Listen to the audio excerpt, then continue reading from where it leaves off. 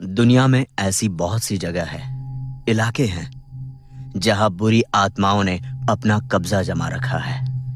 इतिहास के पन्नों को पलटे तो ये वही इलाका है जो एक समय पहले काफी खुशहाल हुआ करते थे, पर एक बुरी नजर की वजह से वो जगह आज श्रापित हो गई है। जहां पहले वहां चारों ओर खुशहाली हुआ करती थी, आज वो स्थान अंधेरों के बीच कहीं खो गया है।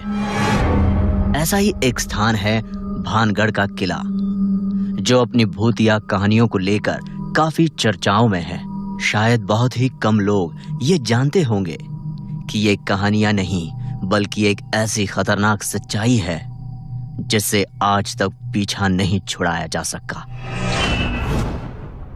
300 साल पहले भानगढ़ का निर्माण 17वीं शताब्दी में राजा सवाई मान सिंह के छोटे भाई राजा माधव सिंह ने करवाया था।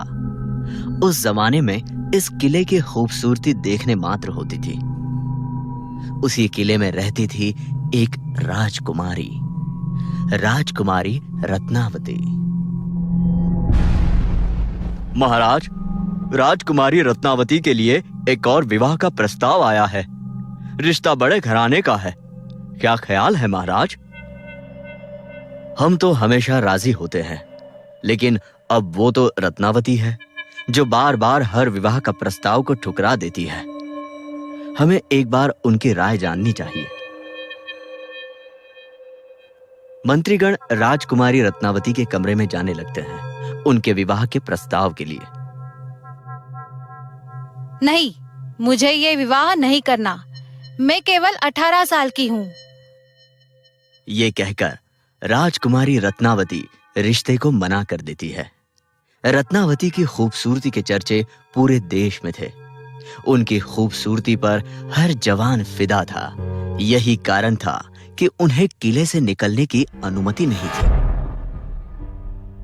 इसी तरह एक शाम की बात है। उस मनहूस शाम को न जाने क्या मंजूर था। राजकुमारी रत्नावती के कमरे में उनके श्रृंगार का सामान नहीं पहुंचा था, तो राजकुमारी ने सोचा कि वो खुद ही बाजार जाके ले आएगी और साथ में उनके मनपसंद का इत्र भी खरीदेगी। दासी के साथ वो बाजार पहुंची। ये इत्र बड़ा सुगंधित है, बाकी श्रृंगार का सामान तुम अपने साथ रख लो। इत्र को लेकर रत्नावती किले में आ पहुंची थी, लेकिन उसे खरीदते वक्त एक अघोरी तांत्रिक ने उसे देख लिया था, जो उसकी खूबसूरती पर फिदा हो चुका था। अरे वाह! साक्षात देवी ने जन्म लिया है धरती पर। ये तो विश्व सुंदरी है। मैं किसी भी कीमत पर इस राजकुमारी को पाकर ही रहूंगा, चाहे कुछ भी हो जाए। लेकिन मैं तो एक अघोरी हूँ। भला मेरा विवाह इतने बड़े किले और राज्य के राजकुमारी से कैसे होगा? मैं कुछ तो ऐसा करूंगा कि ये राजकुमारी खुद ब खुद मोहित होते हुए मेरे पास चली आएगी। तब से वो अघोरी तांत्रिक भानगढ़ किले पर अपनी नजर रखने लगा। वो काला जादू, वशीकरण जैसे कामों में माहिर था।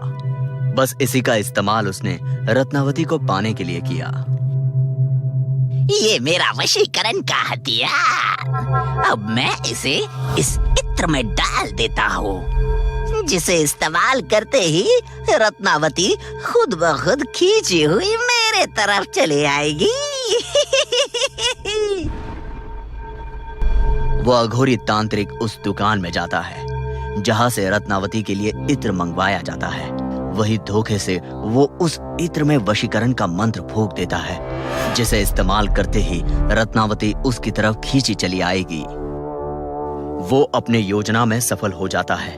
इत्र में वशीकरण का मंत्र जा चुका था, लेकिन अघोरी को ऐसा करते देख उसी दुकान के वक्त बनिया ने देख लिया था और इससे पहले रत्नावती इत्र का इस्तेमाल करके उस तांत्रिक की तरफ आकर्षित हो जाए, वो वहां से सीधा भानगढ़ किला पहुंचता है और मंत्री द्वारा यह संदेश रत्नावती तक पहुंचा देता है। क्या उस तांत्रिक की इतनी हिम्मत? जी तो कर रहा है उसे सूली पर चढ़वा दूं, लेकिन राज्यपाट का सवाल है। इतना कहते ही रत्नावती उस इत्र के शीशे को किले के बाहर फेंक देती है, जो एक चट्टान से टकरा जाता है और अब उस तांत्रिक का जादू उस पर ही चल जाता है। वो चट्टान अब उस तांत्रिक की तरफ आकर्षित हो जाता है और वो तांत्रिक उस विशाल चट्टान के नीचे आकर दम तोड़ देता है। अघोरी तांत्रिक दर्द से कराहता हुआ कहता है, मेरी जादू को मुझ पर उल्टा करने वाली रत्नावती कभी कभी खुश नहीं रह पाएगी। अगर रत्नावती मेरी नहीं हो सकती तो वो किसी की नहीं हो सकती। बहुत जल्द ये भानगढ़ खंडहर बन जाएगा। इस किले में रहने वाला हर एक शख्स मारा जाएगा और दोबारा कभी जन्म नहीं ले पाएगा।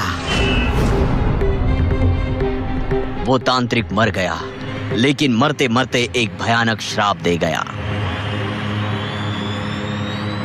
अगले 1 साल के बाद ही भानगढ़ किले पे एक भीषण आक्रमण हुआ और भानगढ़ किला का हर एक शख्स मारा गया और सबके मर जाने के बाद वो जगह, वो किला एक पूरी तरह खंडर बन गया। इसके बाद से शाम ढलते ही अंदर से डरावनी चीखें, डरावनी आवाजें आती है। देर रात अंदर से रोने, हंसने, चीखने, चिल्लाने की आवाज भी आती है। उस तांत्रिक के श्राप से अब ये पूरा भानगढ़ किला भारत का सबसे बड़ा भूतिया किला बन चुका है और जो शाम ढलने के बाद वहां गया वो वापस नहीं लौटा। क्या आपको भी उस किले में जाना है? तो हमारी कहानी को लाइक, कमेंट और सब्सक्राइब करना ना भूलिए।